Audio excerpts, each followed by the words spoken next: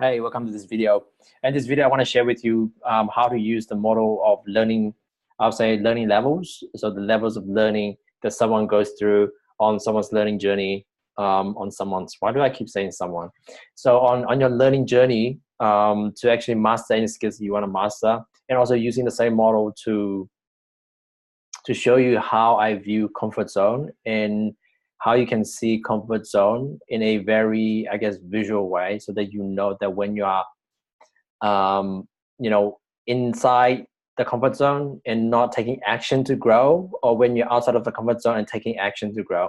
So there's these two phrases that I call functional discomfort. So when you're outside of your comfort zone, it's functional, meaning it's giving you something that you need to actually grow as a human being, right? Functional discomfort, but it's uncomfortable, right? And then when you're inside of your comfort zone, there is this dysfunctional comfort, right? It's comfortable, but it's dysfunctional because it's not sustainable, right? You're not growing as a human being. So my name is Durain Win. So if you haven't seen any of my previous videos, go check out my channel and previous videos, and if you like them, let me know. Give them a thumbs up and subscribe to the channel, because I want to keep making these videos. So the comfort zones, as you can see, there are four levels of learning. So comfort zone is generally what you're comfortable with. So currently where you are in, I guess, comfortably anything that, okay, so this is the,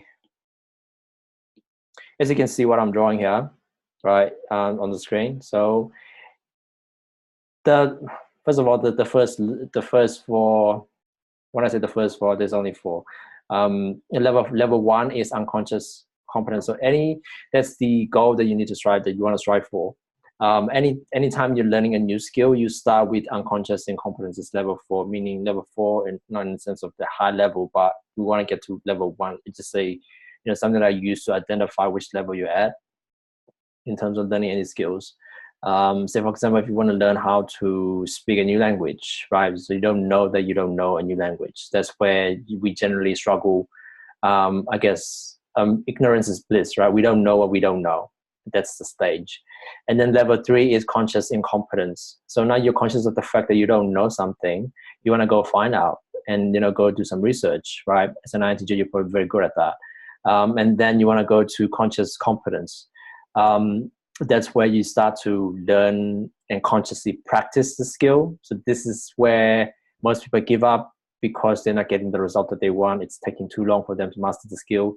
So that's level two. And then level one is, once you practice enough to integrate the skills into your, I guess, part of your habit, it becomes a second nature for you, and that becomes unconscious competence, right? You don't have to think about it. It just becomes a habit, like a second nature. So for example, the English language, English language is my second language, meaning I didn't, I wasn't born into a speaking language, I guess, environment, right? I started learning English when I was around, I don't know, I learned it throughout the school, but I didn't start learning English seriously until I was about 14.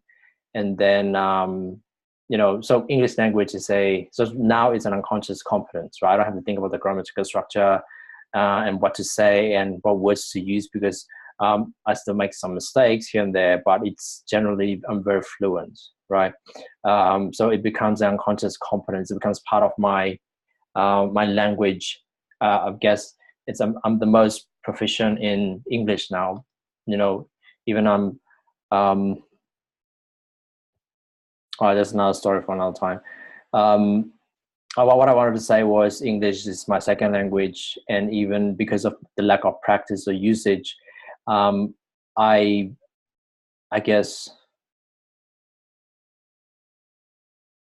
now I'm going into it's a different rabbit hole. I just lost my thoughts. What I wanted to say was that wasn't the point.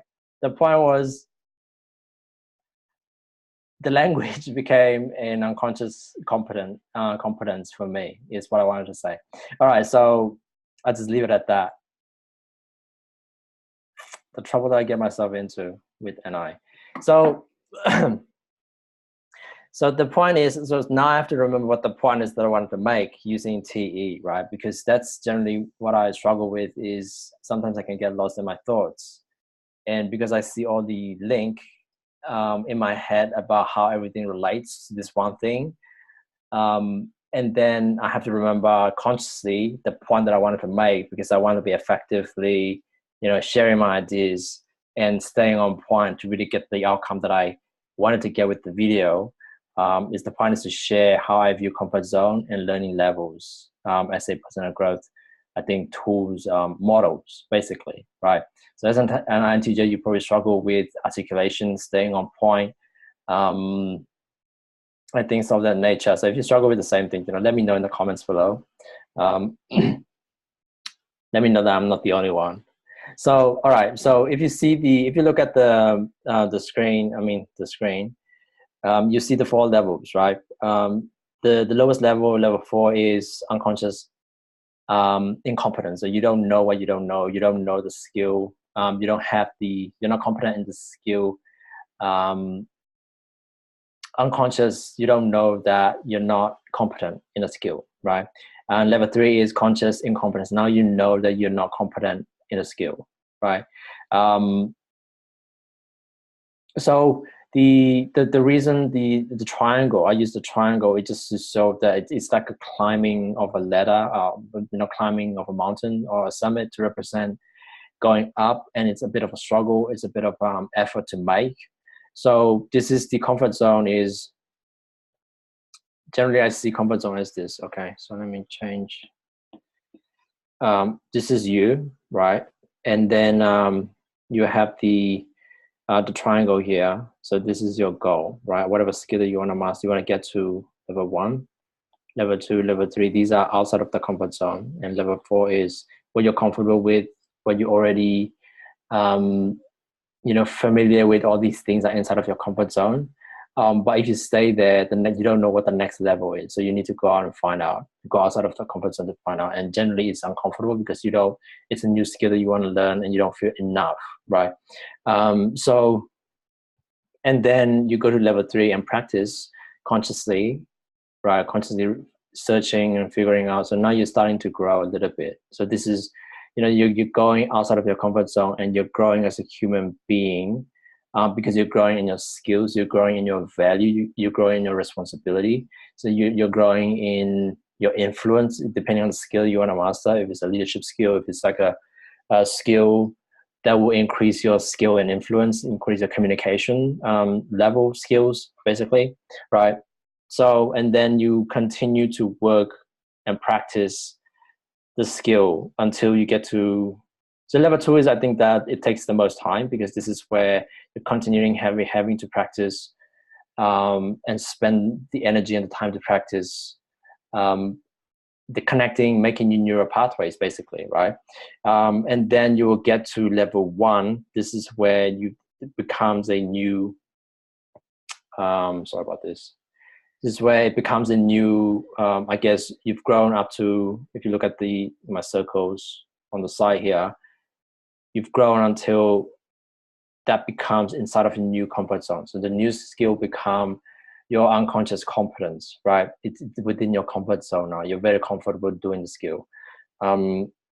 So now that you know your circle has become bigger, meaning your whole person has become bigger. And then you can start to set a new goal to learn a new skill. If you can look at the triangle here on the side, top left here. And then you start to go out and research the new skill, and then learn the new skill, master the new skill. And then you become a bigger person on that front, right? So you have different skills in different areas that you'll be growing at the same time, depending on the skills that you're learning. And then you continue to build on that and continue to build on your skill, right? That's how you grow as a human being, basically. And the bigger your circle is, the more confidence you have, the more self-esteem you have, because everything that you're learning, it's adding to your value as a human being. You have gained more responsibility, right? You have gained more skill to help people with. You become more empathetic person, because now you have learned a different, I think, perspective, or anything that you've learned to benefit your worldview, right? So this is how I view comfort zone, and anything that's outside of the comfort zone. So for example, let me use a different color. So for example, this is your new comfort zone, right? The red one right now. And then you're gonna have to set new goals, start on a new learning journey, new learning project, whatever it is that you want to use. Then you're using that as a growth path, as a growth tool, right? You set a new goal. Here's a little flag. This is where you want to reach. So every time you've learned a new skill, mastered a new skill, it will become, I'm sorry about this. There's bugs or the software that I've been using. So I lost my train of thought. Functional comfort and dysfunctional. Dysfunctional comfort and functional discomfort, right? So the outside, anything that's outside of your comfort zone that you still need to master, using TE, which is your auxiliary function, right? Which is your it's not that natural because it's an external extroverted function. As an introvert, you're generally more wired to stay introverted, right? NI and FI. So anything that has to do with TE, it's a skill that you're building, especially if you're starting to grow as an INTJ. So this is functional discomfort. It's uncomfortable because you're extroverting. You're using details, measurements to track your goal and plans. But if you're staying inside and not actually going through the learning journey to practice and master new skills, for example, the videos that I'm making are something that I'm not comfortable doing because as an INTJ, I want it to be perfect, right? All these INTJ traits that you have, they need to be perfect. They need to be able to see as a master in something, right? But the trick is to learn along the way and not having the need to be perfect. So that's something I talk about a lot in my previous videos, how you need to work on your FI, to not take things personally, to be okay making mistakes, to be seen as someone who don't know what they're talking about, right? Because that's what's going to happen when you start sharing your ideas. Because as INTJ, especially as an INTJ Enneagram 5 SP, right? You'll be, I guess, have a lot of this need to hoard and keep learning new information and not never being enough to actually take the action, to actually share your ideas and make things happen. So which is why one of the reasons why I call my channel Insights to Impact is so to actually help you, any INTJs, and also for myself as well, is to turn the insights into impact through implementing my ideas without really having them to be perfect, right? Because the reality is perfection doesn't exist, right? You might think that you have a high standard, but when your standards are so high that it's unreachable, it just becomes a cop-out, right? It's something you're using to justify why you're not, doing courage to actually share ideas. So at some point you have to really think about just going with your idea, whatever that is, without actually having to be perfect and without having actually, the only way you're gonna get, real world feedback and see it's your idea's usefulness is when you actually put it out and ask for feedback and get some feedback. Without doing that, they will always say ideas and you'll never be effective as a person. You'll never be effective as a, with your vision. Basically, you have a lot of, big vision and ambition. You're very ambitious. I know that about you if you're watching this as an INTJ. But you also have a lot of fears around what people might think of your ideas, right? Especially if you have a lot of traumas growing up, not being, I think basically being misunderstood and marginalized about you and your ideas and the way you communicate. So there's a lot of work to be done in terms of healing the FI woundings, if that's the case. So, all right, getting back to the the drawing, right? So anything that has this outside of yours, this is the comfort zone. This is the new comfort zone, right? Because you've gone through the learning journey of whatever that project or the skill is. You get to level 1 and integrated all those skills. So this is the new comfort zone, right? And anything that's inside of this line of this is the new comfort zone, right? This is the boundary, basically. So the boundary contains a self-esteem. The boundary keeps, I guess, boundary is important as a important concept to understand. I'll probably share more about that in the later videos. So anything outside of a comfort zone that you need to go out and test things, you need to go out and ask for feedback, you need to go out and practice, making mistakes, redoing, practicing whatever skill you're learning to master, whatever project that you're trying to accomplish. It's not gonna be perfect, and you're gonna get some feedback, right? So it's very uncomfortable as an INTJ to get things, I guess, on the way but not finished, because our ideal state is wanting to see the project done, perfect, finished, and and that's not going to be the case. We don't want to go through, implementing it and not finishing it, having to adjust, getting the negative feedback or constructive criticisms around what we need to change. And if you have a lot of FI woundings around the defensiveness, around if your ego is attached to your ideas, and have a lot of perfectionism around the way that you implement things, then that's going to be a problem, right? So that's why this is the functional discomfort. It's functional because it's making you grow. It's making you, teaching you new skills. It's making you to be more effective as a person, right? And more efficient as a person. But it's uncomfortable, right? Functional discomfort, right? It's when you're outside of a comfort zone. When you're inside of a comfort zone, and when you're not taking your ideas and implementing them and sharing them, getting feedback, whatever the case may be, then you are inside of the comfort zone, and that's dysfunctional comfort, right? It's comfortable because you're in an NI-FI loop, right?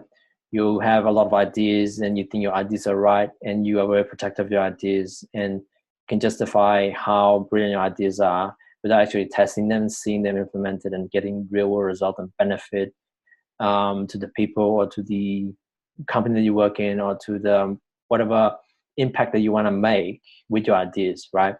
When you're not doing that, you're just feeling good about your ideas, but not getting the feedback and not testing them. So it's dysfunctional because you're not going outside of your comfort zone. You're not growing as a human being. It's dysfunctional, but it's very comfortable, right? I guess up to a level it's comfortable, but after a while you start to get depressed because you're unbalanced as a human being. As a human being, you need to be using both your introverted and extroverted functions, right? If you have NI, so I'm just going to draw like a quick diagram here. NI and TE. Oops.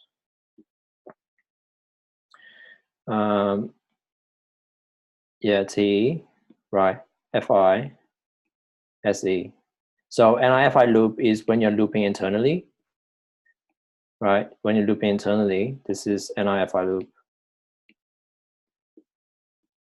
So this is dysfunctional comfort, right? The red here. Oops, I can't write it with that. And then the green, when you're outside, is functional discomfort, right? So the green is functional, but uncomfortable. Functional discomfort versus the red is comfortable but dysfunctional.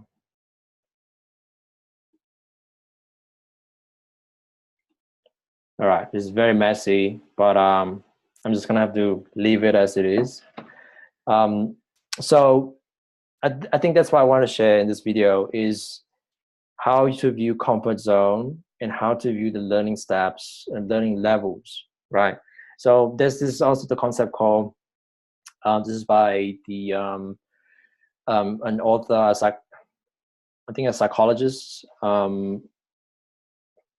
can't remember if it's from Stanford or Harvard. Called Carol Dweck. The book is called Mindset, right? So she talks about this having fixed mindset and growth mindset as a, I guess, having fixed mindset and growth mindset as a person. If you have fixed mindset, thinking that you have all these talents, and the way to succeed is to keep the talents, and you don't have to learn, you don't have to make mistake, and you have to be perfect every time that you execute something. That's a fixed mindset, thinking that all you have is all you have.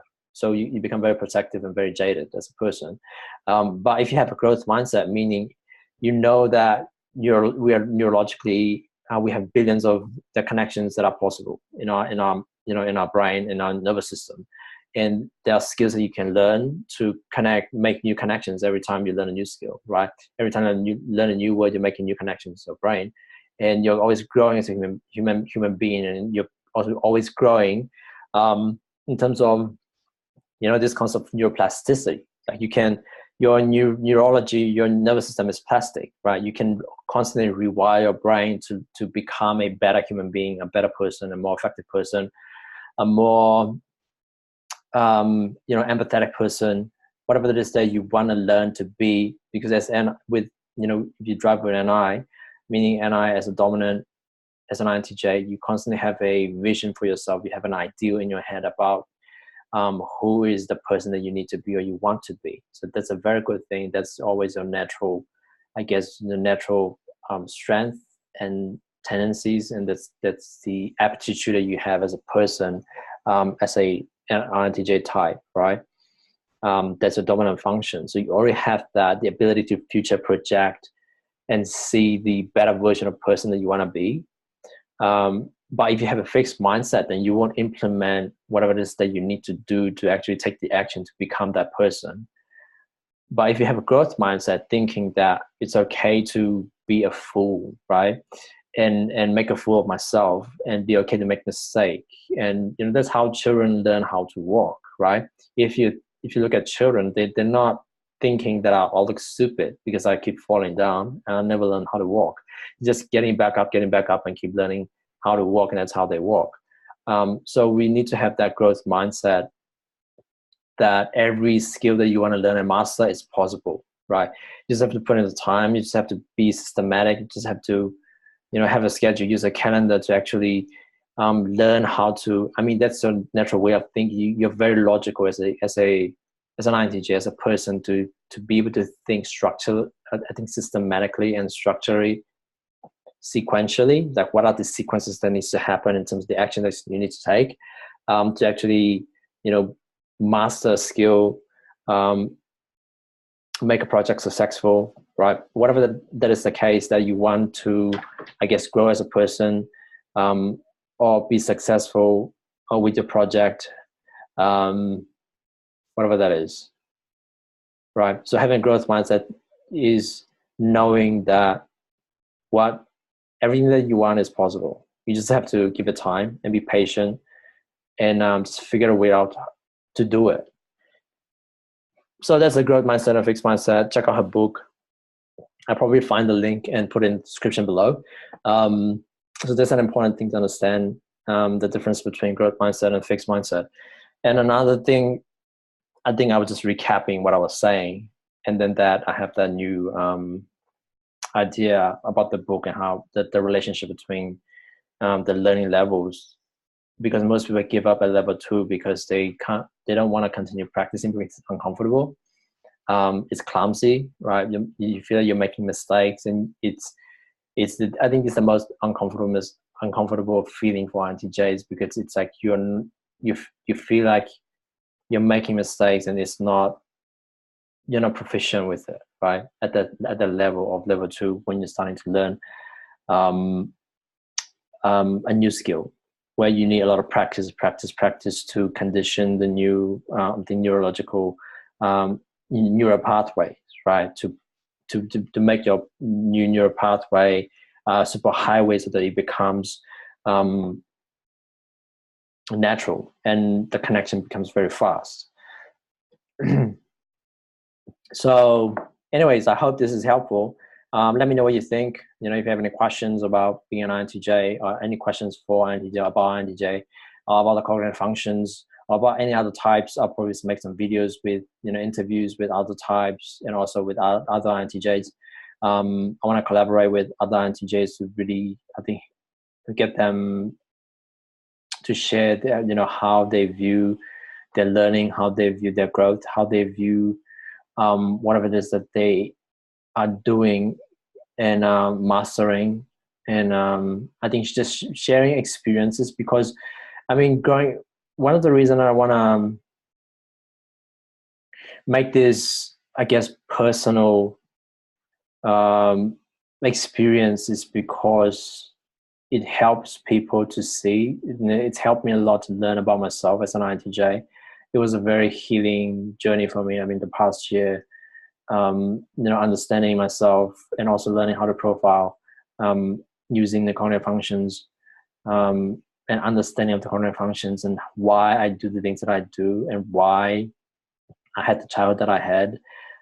It's a very healing journey. So, you know, I want to bring on other people to share their journey as well. So that's something that I want to be doing with this channel. You know, check out the resources in the comments below. I mean, in the description below.